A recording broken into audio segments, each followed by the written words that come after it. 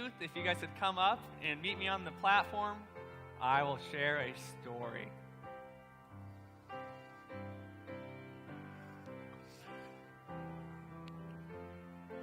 Jordan,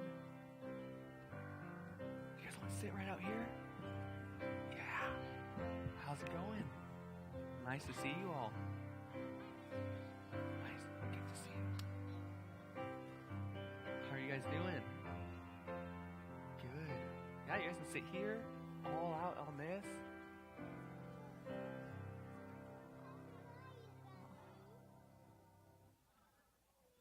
Well, good morning, boys and girls. How are you guys doing today? Good. Well, I have a question for you all. How many of you like to go camping? All right, that is good. I love going camping. And today I want to share a story with you about when my family and I went camping when I was 6 years old. Now, normally when my family would go camping, it would just be my parents and my siblings and I. But on this particular camping trip, it was not only my parents, not only my siblings, but all of my cousins and all of my aunts and uncles were going. Big camping trip. I was so excited, I could hardly wait. But the day finally came, and we packed up the car, and we drove to the campground, unloaded the car, and we set up camp. And after we set up camp, we did my most favorite thing to do when we go camping. All of the cousins and myself went and rode our bikes. How many of you guys like riding bikes? Right? So fun, right? I saw some of you guys riding your bikes at our church camp out. Awesome time. Still love riding bikes today, even more so when I was 6. It was great. So we all go out. We're riding our bikes, having a great time. But I started to get a little jealous of my cousin Derek's bike. Now, my cousin Derek, he's about 3 or 4 years older than myself. So his bike was bigger than mine. It was faster. He went down this awesome trail. His bike was shiny black, red lettering on it. Super cool. And I wanted to ride it, go down that trail, but my whole family told me that I couldn't ride it because I was too small and I would get hurt. That kind of made me mad. I mean, I was a redhead, had a little redhead temper back then. It's gotten a little better, that's for sure it has. But I was upset. And so but the day went on, still mad. Nighttime came, I went to sleep. In the morning, I wake up. I unzip the tent, and guess what I saw? I looked to the left. I looked to the right. Guess what I saw, you guys? My cousin Derek's bike. And guess what else? No one else was awake yet. Yeah, we all awake. Oh, we're awake now. But back then, no one else was awake but me. It was me and the bike. And so I went and I jumped on the bike. Well, I ride my tricycle. Boys are so smart, and I ride a tricycle in a pocket spot. Wow, that is awesome. And I was riding the bike. And I was doing it. The sun was on my skin. The wind was in my hair. I proved my family wrong. I was doing awesome. When all of a sudden I got to that trail that my cousin Derek went down. And I got his bike and I got the tire right up in front of the trail. Looked down the hill and I went down it. And as I'm going down the hill, I didn't realize it was really bumpy. So boom, I hit one bump. Boom, I hit a second bump. Boom, a third bump. And on the third one, I flew over the handlebars and bam! My face ran into a boulder. Knocked me out completely. All right. I woke up. I don't know how much time passed. My face hurt. My nose was gushing with blood. Turns out I broke my nose. It was a really bad situation. And guess what, you guys?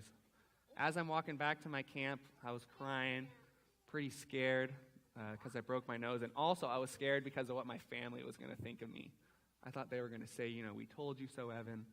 Look what you've done. Why didn't you listen to us? I was so scared, so nervous. When I got back to camp, the exact opposite happened. I got back to camp, and everyone was making breakfast, and my mom ran out to me with her arms wide open. She gave me a big hug, and she said, Evan, I'm so glad you're home, back safe to camp. And I wanted to share this story with you guys because I think... Oh. Nice. I saw it. You are very, very strong. Very. So I wanted to share this story with you boys and girls because I think it relates to our relationship and our walk with God. Because in life, we're going to grow up, and we're going to make a lot of mistakes in life. Parents make mistakes, adults, and even us kids, we make mistakes. And when we make mistakes, a lot of times we feel guilty or bad about them, and we're scared to come and talk to God about them because we think God's going to be angry and upset at us. But the truth is that even when we make mistakes, that Jesus has his arms wide open, saying, I'm so glad that you're here. And he comes out to us. Even in the midst of our mistakes, Jesus is so happy to see us. And he loves us very much. You guys remember that for me? Thank you. Thanks for listening, you guys. You guys can go back to your seats. See you guys. Thanks for listening, guys.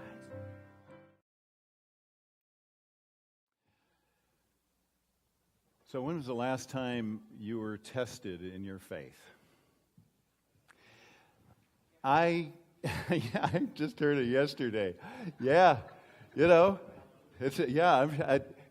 but you know, our relationship with God and our trust in Him is tested virtually every day, sometimes a lot more than others.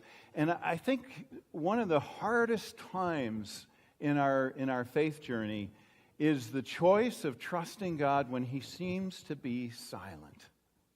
You know, there are just times in our lives where we feel so under it. Things are happening health-wise, or in our family, or in our job, or financially, or whatever, you name it. And we're taken to the limits of our human endurance, and we feel like we are there. And we're praying, and it feels like maybe those prayers are hitting a ceiling and just going no further.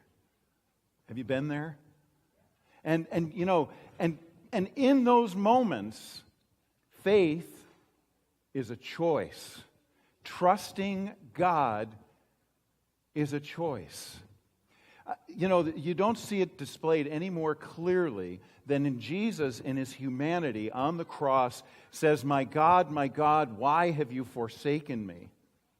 Faith is trusting God when He seems to be silent, when He seems to be invisible, when we really wonder where He is in this situation, and trusting His heart and moving forward in faith. That is where it seems the rubber meets the road. When things seem totally out of our control. Did I say control? Yeah. I don't know about you, but sometimes I just want to get in there and fix things, right? I don't do so good as playing the part of God. And the truth is, in our tangible world, we tend to want to trust things that we can touch and feel and taste and smell and build and manipulate. But the truth is that all of those things only go just so far. And there are times where nothing else is going to work except trusting that God has us. You know? And I hear amens. I think people recognize. I mean, this is what it's all about. And you know, when we come together as a group here, high theology has its place. But the truth is that we need to talk about the practical aspects of what faith is in a broken world. What faith is, what does it look like in our brokenness, because we're all damaged goods. We're all in a state of becoming. We all are in this laboratory of faith, growing in our trust of God. And to grow, sometimes we are taken to the limit. When Cheryl and I made the decision for me to jump out of a perfectly good job, which was really a great job going places, and go back to school at Union College to become a pastor, study theology and become a pastor. That was a choice, to jump out into thin air. And when we made that choice, we made a covenant with God that it didn't want to be anywhere else but where He wanted us to be. That we would only let Him provide the opportunity for us. So in other words, we would never go out and seek a position in an opening where there was a pastor needed. We always let the opportunity come to us, trusting that God would open up the opportunity. And that was our covenant with Him. It is a faith choice. It is a covenant and an understanding that we have with God. But we have this problem with the earth. We like to be engaged with those things that we can tangibly see. And God oftentimes is invisible. You know, there's a basic thing that with faith and worship that we have to understand. God is the creator. God made the creation for us to enjoy. Okay? God made the creation for us to enjoy. But oftentimes in this world, we begin to worship the creation and forget about the Creator. Right? The Creator is who we worship. The creation is what we enjoy. And we have balance in how we interact with the creation on the basis of that vertical relationship with the Creator who gave us these things and gives us the wisdom to enjoy them and use them to bless our lives and bless others. But all too often in the world today, we get lost in the tangible stuff and we begin to worship the creation and trust in the creation to take care of us and save us, and that is a fool's journey. Okay? We worship the Creator. We enjoy the creation. God gave us these things to enjoy. You know, I think this morning of the worship that we have enjoyed with the music and the participation of us all together, lifting up our praises to God. That's where it really is all at, is that when we worship the Creator and enjoy the creation, each other, we are each a part of His creation, a special demonstration of His creative power, that each of us is a unique and special exhibition of God's creative power in us. And all unique and different. No one is the same. Even our fingerprints are all different. That God has made each one of us unique and special. And that's something we can celebrate. All right. So I want to go back to the time of Isaiah. And he had something to share. He starting in verse 18 of Isaiah chapter 40, we read this. To whom can you compare God? What image can you find to resemble Him? Can He be compared to an idol formed in a mold, overlaid with gold and decorated with silver chains? Or, in verse 20, or if people are too poor for that, they might at least choose wood that won't decay and a skilled craftsman to carve an image that won't fall down. You know, in the ancient world, they had a penchant for developing these forms that they would call gods, and they would worship before them. And basically, they had this view of God that, with a small g for us, that he was variable, he would do harmful things at a moment's notice, and the way you had your relationship with God is that if you gave Him sacrifices or pleased Him, He would be good to you. And you could also trick Him. You know, the ancient people working with their gods, and they had many of them, and then they made these physical forms of them. Oh, how lost they were. Unlike today, I mean, we don't have these idols today. And it's funny, you know, most of these idols that they made, they would put them in forms that were smaller than them, you know. But that was their problem. We don't have any idols, any false gods today. Not, drugs or sports or, well, even forms of religion where we earn our way to a good relationship with God, or money, or, I know I'm in trouble here, sports. But remember, God gave us the creation to enjoy and the Creator to worship. We don't worship our sports heroes. We enjoy the human achievement, okay? But let's keep it in perspective. But I have to share the biggest one for last. You know, all right, you know, you reach in your pocket and you got your technology, it's always available. And oftentimes, it gets in the way of our relationships, doesn't it? It distracts us. Now, Cheryl's nodding big time here because I have to admit, you know, that's a big one for me. I have to be more diligent and intentional about what I do with technology because it's there as a blessing, but I can abuse it, can't I? I can almost worship it, can't I? And you know, it brings so many opportunities for exposure to things that are not good for me, right? Sometimes it's involuntary, it just shows up. Because that's the world we're in today. So, we worship the Creator, and we want to follow Him. But it's not always easy in our world today, is it? Now, here is a picture of God.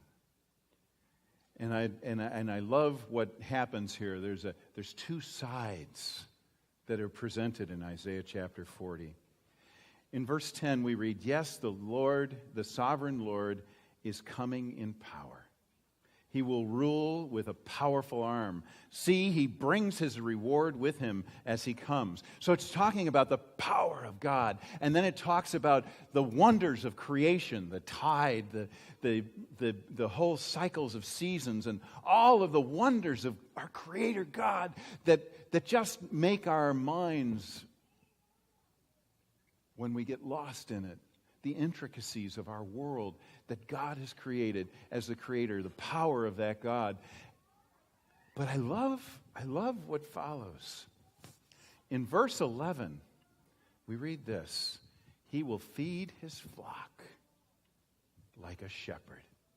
He will carry the lambs in his arms, holding them close to his heart. He will gently lead the mother sheep with their young." Think about that. The infinite power of the past, present, and future of a Creator God. The immensity of a God who is able to speak into being an entire creation. And then Isaiah pivots to the tender shepherd God who carries his sheep in his arms. Infinite power and infinite intimacy and compassion. What a picture of God. And you know, all too often we get lost in the power of God, the distance, untouchable, holy God, that He is so far away we can't touch Him, that we are like ants in His presence or smaller. And who is God that He should pay any attention to us? Because He is overwhelming and powerful and untouchable. But Isaiah brings the other side of that. Who would you rather have as your God, who cares supremely for you a tender shepherd with infinite power to protect, to guide, to build, to strengthen, to love. A tender shepherd who has infinite power. I love that picture. Jesus, who is the ultimate shepherd, the good shepherd, in John chapter 10, verses 10 through 15, you read this. The thief's purpose is to steal and kill and destroy. You think of the false messages in the world today. And what is happening? We're not quite there yet, but what is happening? I gave them a visual clue. It's too early. But I love that they're watching and paying attention. This is beautiful. But you think of this picture of Jesus, and he talks about the thief. And the thief is in the world. And the thief uses shiny things. The thief uses empty promises. The thief uses those things that kill and destroy. The world today uses us up, makes us promises that if we wear this, if we eat this, if we have this, if we buy this, then we'll be somebody. And we wear ourselves out trying to please an insatiable appetite that is put within each of us because we're never enough, never good enough, never make the goal. The thief's purpose is to steal and kill and destroy. He starts out looking like this beautiful promise, and before long, he is sucking the life out of you. Have you been there? Are you there? Yeah. But listen to what Jesus says. My purpose is to give them a rich and satisfying life. A rich and satisfying life. I am the good shepherd, Jesus says in verse 11. The good shepherd sacrifices his life for the sheep. In verse 14, I am the good shepherd. I know my own sheep, and they know me, just as my Father knows me, and I know the Father, so I sacrifice my life for you. For you. Because Jesus says you're good enough. He says you're precious. It's not about what you do, it's about who you are. Because God created you and made you precious in His sight. And we're like little kids little infants learning to walk. You know, toddlers fall. Have you ever seen how adults work with little children that are trying to learn to walk? Oh, look at him! And get them up and get them to try again. And that's my picture of Jesus as we stumble. He's not there to say, "Stupid kid, you did it again." It's that Jesus says, "Come on, let's try again."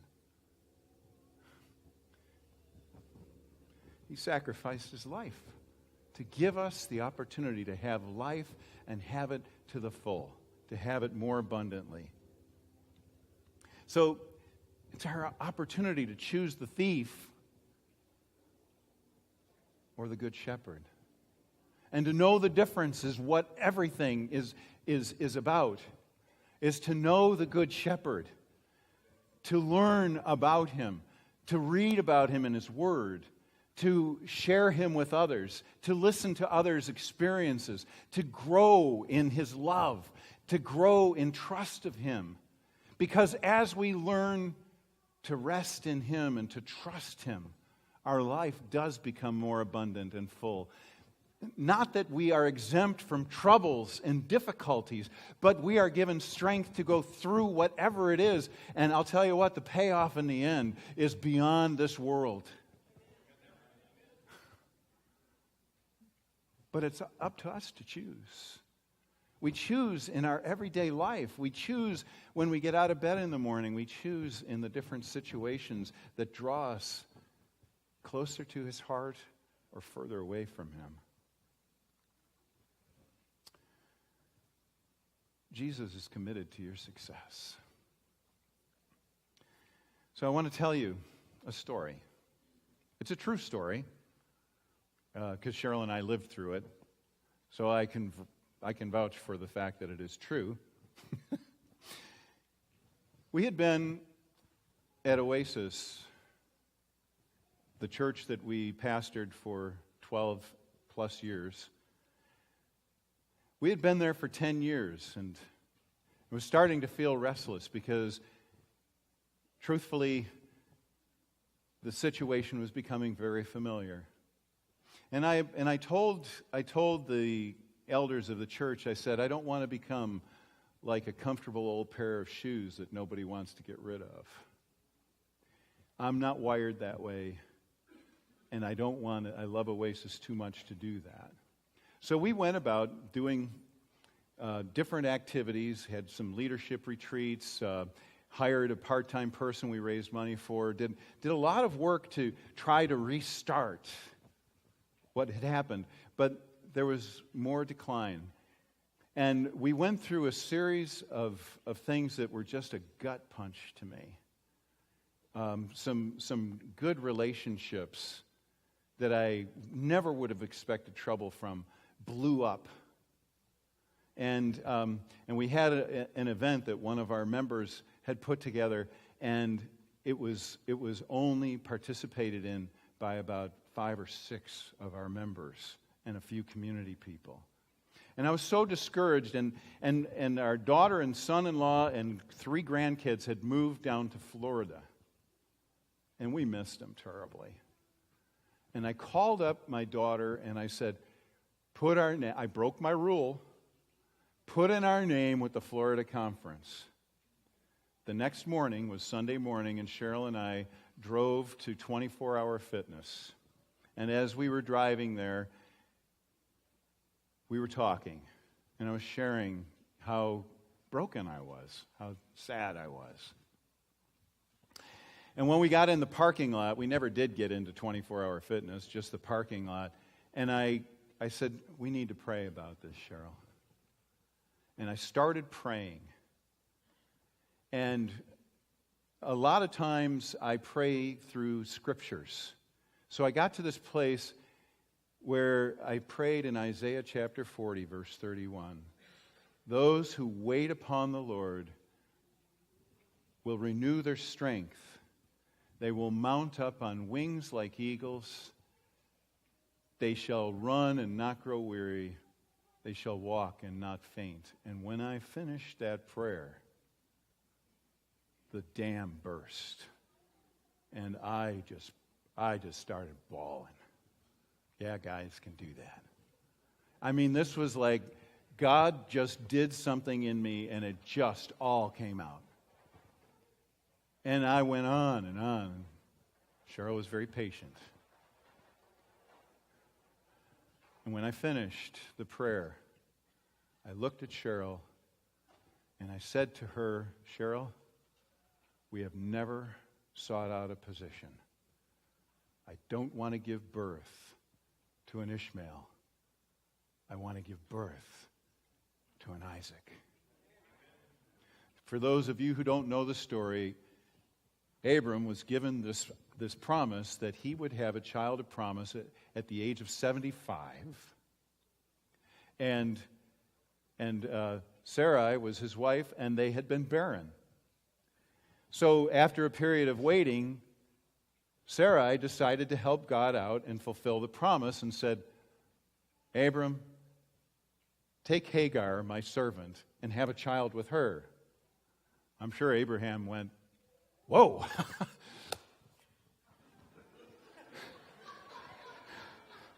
But what happened was Ishmael.